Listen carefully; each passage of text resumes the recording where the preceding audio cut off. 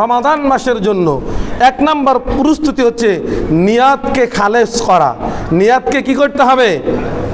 বিশুদ্ধ করতে হবে, বিশুদ্ধ নিয়ত করতে হবে। রাসূল সাল্লাল্লাহু আলাইহি ওয়াসাল্লাম বলেন, বুখারীর 1 নম্বর হাদিসের অংশ, বিশ্বনবী বলেছেন, ইন্নামাল আমালু বিন্নিয়াহ, প্রত্যেকটা আমল নির্ভর করে নিয়তের উপরে। প্রত্যেকটা আমল নির্ভর করে কার উপরে? আপনার নিয়ত যেমন, আমল তেমন, আপনি নেকি তেমনই পাবেন। নিয়ত যদি এদিক সেদিক হয়, নিয়ত যদি গরমেশি হয়, নিয়তে যদি ঘাবলা থাকে, নিয়তে যদি ত্রুটি থাকে, ইবাদতটাও ত্রুটি হয়ে যায়। কারণ নিয়ত খালেস না হলে কোনো ইবাদত কবুল হয় না।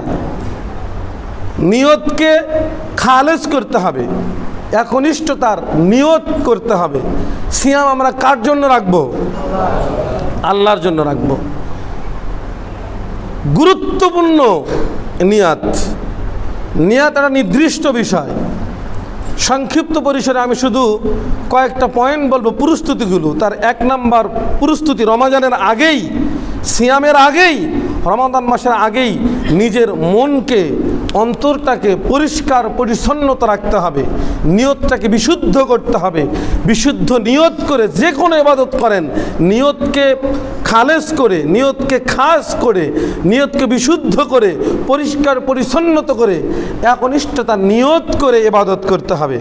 সম্মানিত প্রিয় মুসল্লিয়ান কেরাম, কারণ ইবাদত কবুল হওয়া না হওয়া কিন্তু নিয়তের উপরে নির্ভরশীল।